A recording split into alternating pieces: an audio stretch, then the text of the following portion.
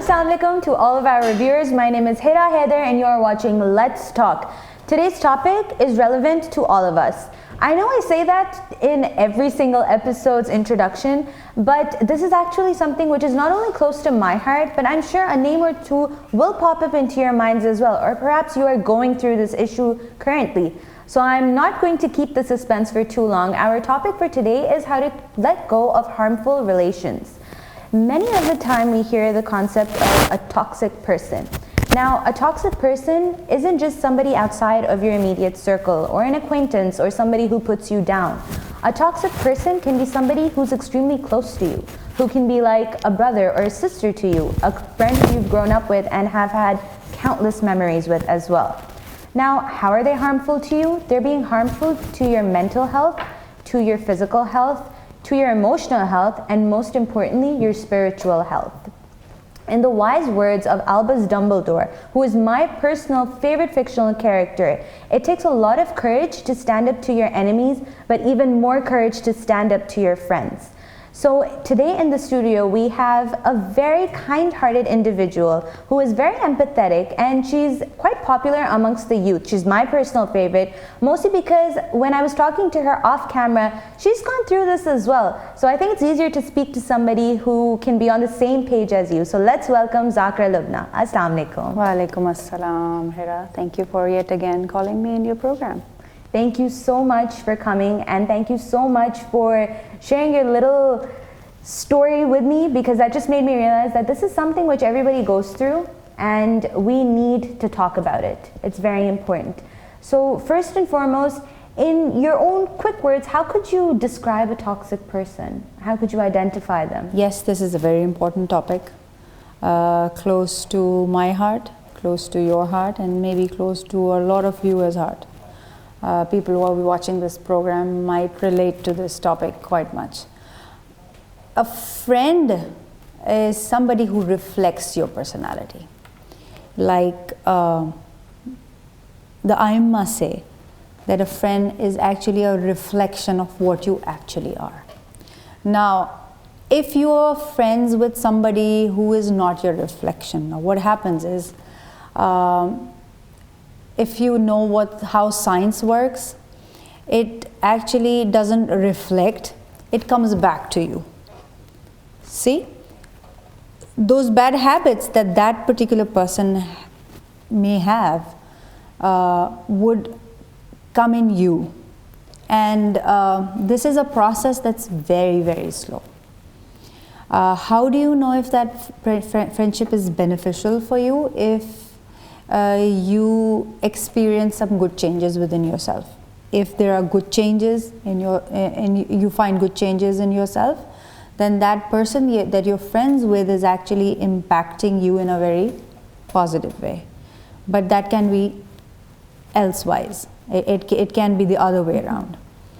You might encounter some bad habits in yourself. You may find yourself to be short-tempered. Then you were never a short-tempered person, but because of the fact that you're friends with somebody and he or she is a short-tempered person, or he or she is in a habit of using foul language, so if that thing comes in you, then obviously that friendship is no good, is no fruitful.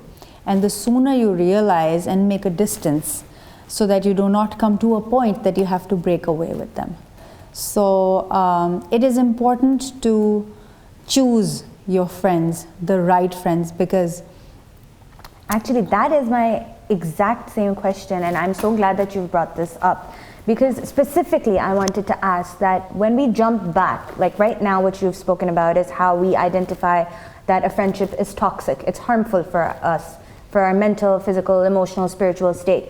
But when we are initially choosing our friends, what are some things which we need to consciously keep in our mind? What does the Quran say about this? What do our Ahlul Bayt say about this?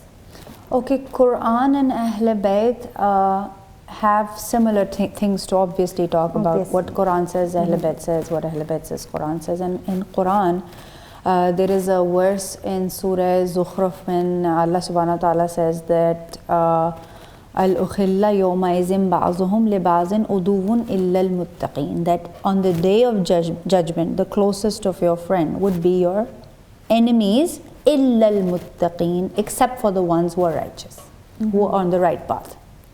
So this explains us how important it is for all of us to identify your friends. Now when you are young, when you are in school, or even if you're in your college, you do not have much choice. You get along with maybe one or two people in your class or in your group, and you think that they're your friends. They might be your friends, but if they are impacting in a negative way, then for sure they're not your friends. Because if that particular person is taking you away from the teachings of Allah and Ahl Bayt, then definitely that person is not for you.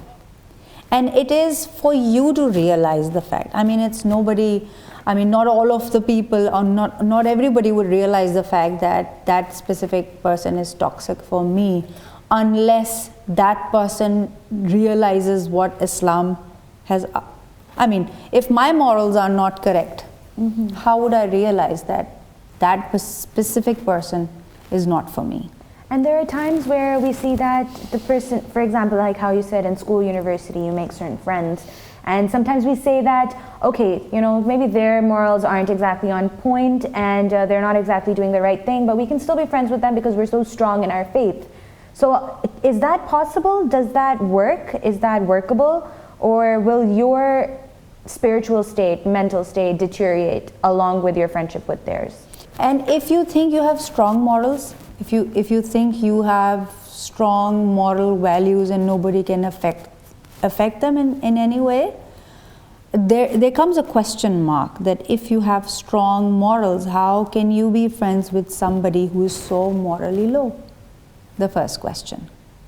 And if you have strong moral values, you think you're confident enough that you have strong moral values, then it should bring you in a point in time that your positivity should affect the negativity of that person. So your positivity should be so dominating that it covers the negativity of the other person. I mean, you should be in a position of influencing your friend with bad habits. Like if you have a friend circle who do not pray, and your positivity is so intense that that family or that friend of yours starts praying, starts doing the namaz just by looking at you. So that means there you have the qualities that can influence the other person. And just how you said that if their bad qualities are so powerful, they can impact you as well. Because, well, let's face it, the truth is this is North America. Unfortunately, even amongst Muslims, the problem of drinking alcohol is quite common. And you do sometimes find yourself in a situation where you're in shock that you didn't think that perhaps outside of university these people would actually drink. And when you find yourself in that situation, I think that should be a sign enough that you need to sort of step back now and cut your ties with them in its own way. But of course, we're talking about relationships which have already been formed, friendships. And I think when you start to identify that somebody's really headed down a wrong path, and when you truly love them, care for them, and you want to help them out, what are some tactics that we can adopt to help these people, to guide them? Okay, if you talk about bad habits, so let me add here that like the Maulai Kainat once said to one of his followers that you should not hate the person who's committing the sin, rather you should hate the sin.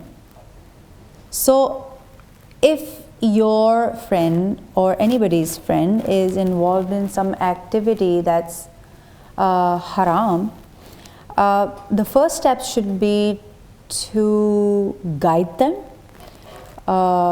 and stop them from doing what they're doing. And how can we go about that? What are some tips that you can give us? Well, first and foremost, I mean, the pivot is Allah, is Allah's will, is Allah's happiness. Everything starts from there, the concept of Allah subhanahu wa ta'ala. if the concept of Allah is clear within if your friend exactly knows what Allah's concept is, you can always divert him or her towards Deen Ilahi. You can always direct him or her towards Islam and bring them there. So once anybody gets more Islamic enough, those bad habits would die off immediately.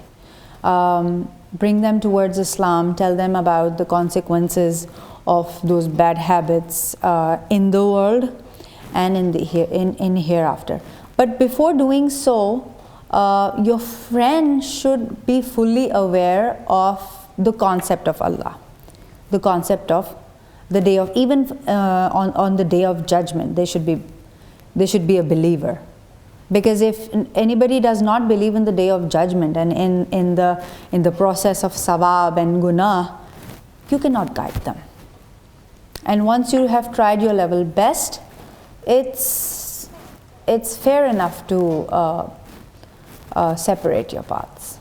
So there's another issue that I often hear people saying, and of course there are two surfaces to this. One is that we shouldn't be extremely judgmental and start pinpointing people and try to put them down.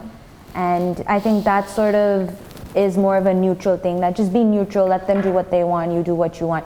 Then there's another thing, that be kind towards them while guiding them. And I think one of the best examples how we can see is Imam Hussein, because on the day of Ashura, how many people came to his camp just through his akhlaq when they saw how he was. He wasn't putting these people down for what they were doing. So I think that's also another example. And just off the bat of your mind, are there any other examples which those individuals can learn from, of how to be kind towards those people who need to be guided, just for inspirational sake? You mean to say, are you talking about your friend who should be guided? No, if I have a friend who is being led off to the wrong path, then how can I guide them? Who's an inspirational personality who I can look up to? Well, obviously, for us, the believers of the 12 Imams and the 14 infallibles, we cannot refer to anybody else than all these 14 infallibles. We have a sea of examples. Yes, we are sufficient enough. We have sufficient examples.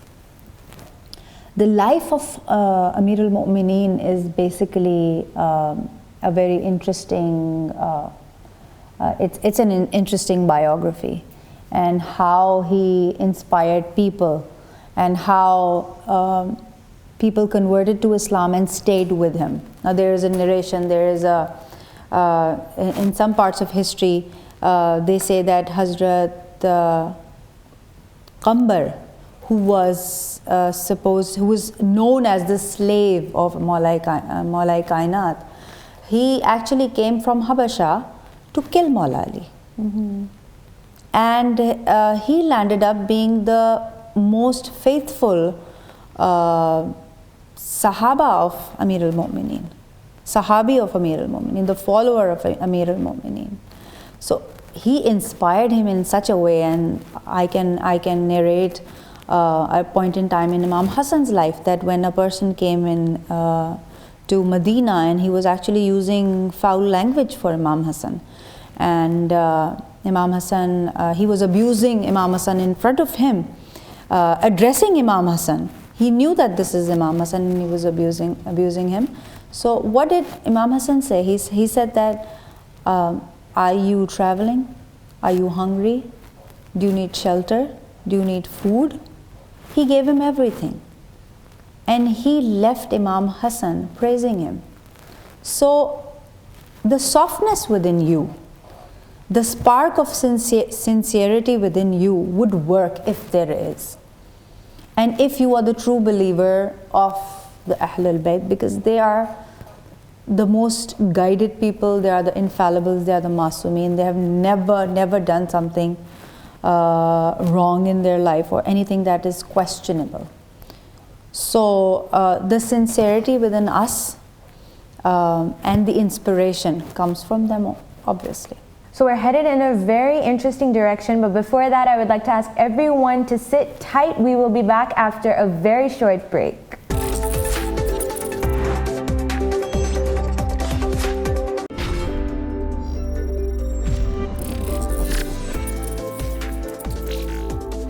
I want to ask you that women empowerment, how is that defined in the Quran? How has Allah said that women are empowered? Allah subhanahu wa ta'ala has granted empowerment to women ever since the messengers have come in.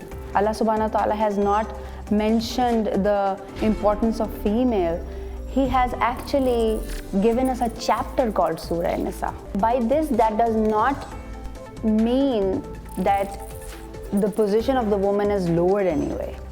It's not something, it's not a derogatory sentence for a female. And I think where that term gender equality comes in, I feel like people need to understand this more, that when we're talking about equality, we're talking about in terms of respect. A woman deserves equal respect just as much as a man does. Even if you go to Pakistan and you go to pay a bill in the bank, now there used to be a separate queue for the ladies. And they used to give us respect. But still, we do have a culture that respects women by and large.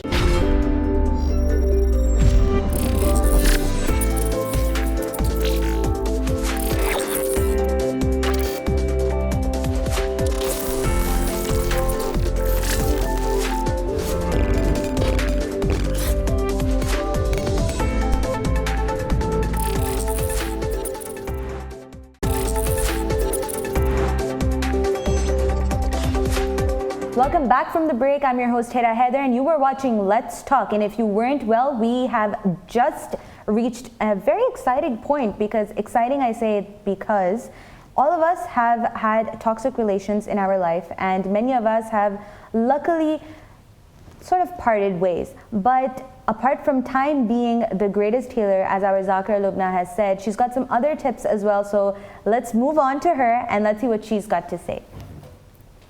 You were talking about some du'ain or some of those specific amal that you can do to get away with that pain.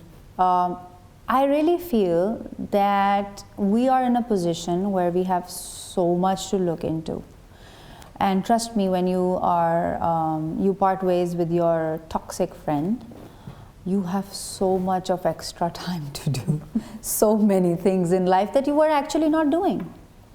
So, first and foremost, I always say that instead of diving yourself into the extras, do the mandatory work in such an intense way that it brings peace within you. Like, for example, not all of us can claim that we do our Fajr prayers on time. So when you have that extra time, when you've let go of that toxic person, you should concentrate on your life and you should concentrate on your own self. And by doing so, you can streamline your life in such a way that you can do your mandatory ibadat in a more intense way. Like, do your namaz the proper way. And I do not agree to the fact that somebody who does the mandatory ibadat in the most genuine way needs something extra. Well, obviously you need to do a lot of extra things, but the basics, start with the basics. Do your namaz. Do the mustahibat of the namaz. Do your nafil. Start reciting namaz-e-ghufayla, which is, and it's an extremely interesting thing that once when the fourth Imam was in captivity of Yazid, and Yazid called him and he said that, is there a way that I could be sinless after killing Imam Hussein? And can this be washed away from my nama amal that I have killed your father who was amongst Panjatan?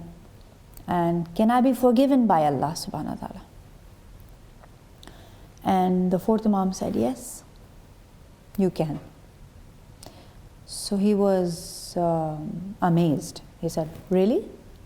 And The fourth Imam said, yes, you can be, but you have to, to get to that point, and if you want Allah to forgive you, start reciting namaz-e-ghufayla. And do dua in the qunut of namaz-e-ghufayla. So this is such a powerful namaz. Don't do it so much extras in your life. The basics, it's just a 2 rakat namaz. And it takes, I think, nearly 5 minutes. Not even 5 minutes. It takes about if you make, it depends on your qunut, how long is your qunut.